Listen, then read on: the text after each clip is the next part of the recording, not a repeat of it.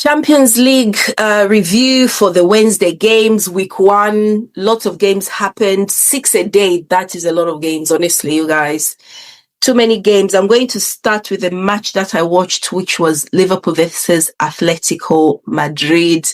Liverpool, of course, doing their magical stuff. I think it was a set piece. In the end, ended up in the back of the net. Mo Salah took a free kick and somehow Robertson converted that early in the game. Mo Salah scores 6 minutes in. So 2-0 at first. I thought, but I've seen Atletico Madrid versus Liverpool often enough to know that Atletico always find a way back into this game.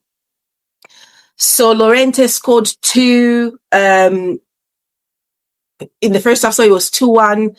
And then it became 2-2 in the 81st minute. Then you're thinking, right, that's it, at least, 50-50 now. It's going to be a draw. But you could see Liverpool. For me, I could see Liverpool because that goal, the third goal they scored from a corner, deep into injury time in the second half, they had attempted that set piece, the corner, just a few minutes before, like 2 minutes before, and it went wide.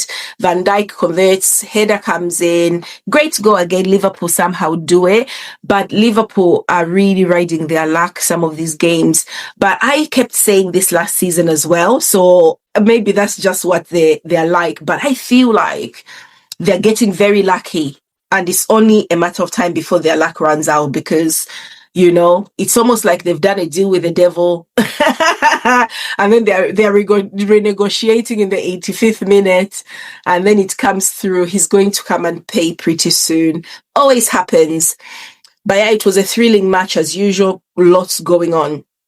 And then Bayern Munich, Chelsea. Wow, this was a great game as well. I saw most of the highlights, and at some point after Liverpool went 2-0, switched over to watch Bayern versus Chelsea. Chalobah on goal. Then Harry Kane had an incredible performance for Bayern Munich on Wednesday. The performance was great. That guy, one of the best strikers in the world, and you can't say that, he didn't shine at Tottenham. He was probably their best player. Every time you watch him, he's incredible, and he's doing pretty well at Bayern Munich. And I'm sort of a bit impressed with how their manager is doing, Vincent Kompany. I wasn't sure that, when he started, it was a bit, hit and miss, but he seems to have found his flow because he beat Chelsea 3-1. Who scored for Chelsea? 1 second. Cole Palmer. Cole Palmer had also had a fantastic performance. There was a second goal which was called offside. He was slightly off, but yeah, he had a great performance. His movements were great. Him and Enzo Fernandez and Pedro Neto as well were interchanging very well. Yeah, I do. Like there are certain players, I think I say though, there are certain players in Chelsea who are pretty solid, one of those teams that are easy to watch. The only thing I see with Chelsea is I think they're doing what Arsenal have been doing, where you look good in sports, in certain games and stuff, but getting the result is not always, guaranteed with them. But they lost to Bayern Munich 3-1, and then PSG, they just rolled over Atalanta. Atalanta were anonymous. Let's see, and with PSG, Marquinhos scored. Karashilia, I never can tell his name properly, had a great goal, fantastic goal. I saw that. He's one of my favorite players from last season for PSG. Every time he played, he was so impactful. One of those players who's always contributing towards the goals, things like that. And very exciting player.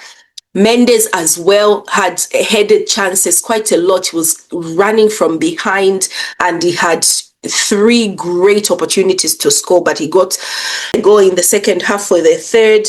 And then Ramos scored late into injury time in the 91st minute. But it was a very exciting game. I did see the highlights because I was watching the English sides mainly. But yeah, Gonzalo Ramos was substituted on for João Neves, and he scored the 4th goal. So PSG are doing great. So the main teams seem to have got a result. We haven't had a big upset. So in the other games, we had Ajax versus Inter. Inter Milan scored. It was a double header from Marcus Thuram. Looked really good. Slavia Prague drew with Bodo Glimt 2-2. Olympiacos Paphos ended 0-0. So the early games, the 5:45 games, ended a ball draw. So yeah, great games. Now let's have a quick look at Thursday games. I cannot believe that we've got Thursday games as well in this format for the Champions League. I would not be impressed if we're playing on Thursday because it messes up your weekend. You're playing 7 p.m. on a Sunday in the league, then that's what that means. But early games, Thursday, we go Bruges versus Monaco, Koppenberg by Leverkusen. Well, for the Monaco one, I think Monaco Club Brugge might be a draw. Bayer Leverkusen should really beat Copenhagen, shouldn't the FC Copenhagen? Yeah, looks like a late game. Frankfurt versus Galatasaray, draw there. Man City take on Napoli. I'm going for a Man City win. Napoli are not, a small little team, but I am thinking Manchester City should have enough at home to beat Napoli. And they really need this because they're not looking very strong in the Premier League so far, in my opinion. They've got some firepower, but I think they're going to struggle to maintain the pace with Liverpool. So Arsenal are also going to struggle with that, but I think we've got the better team and better chance of, keeping pace. Newcastle United are going to be playing Barcelona. What a game that should be for us to see how Newcastle do. They have lost their biggest star, Isak, to Liverpool. But yeah, I'm sure the Anthony Gordons and the rest of the team are going to be looking forward to see what they can do. I can't see them beating Barcelona. I don't know if Lamine Yamal is going to be playing. He had a groin injury. And then Rafinha et al. We'll see how they do. I think I'm definitely going to be watching Newcastle Barcelona. Let's see what the lineup is being predicted as. Nick Pope, Trippier, Shah, Dan Burn, Livramento, not Litvinenko. You can tell I've been watching a lot of spy war documentaries, isn't it? And then they're expecting a mids block of Bruno Guimaraes. I like this guy. I really do like Guimaraes. Sandro Tonali, hit and miss for me. I like seeing him play, but there are certain games where you're just thinking, come on, Tonali, gosh, do you like them or something? But it's pretty decent. Joel Linton, of course, he's steady. Number 7 is pretty very solid and very strong performances. Anthony Elanga missed out, I think, in the previous game they played. I remember. He didn't miss out. Anthony Elanga, I think he left Forest to this team. Yeah, and then this new guy who's come to replace Isak, Votemod. Yeah, he was in the papers the other day talking about how he's settling into Newcastle.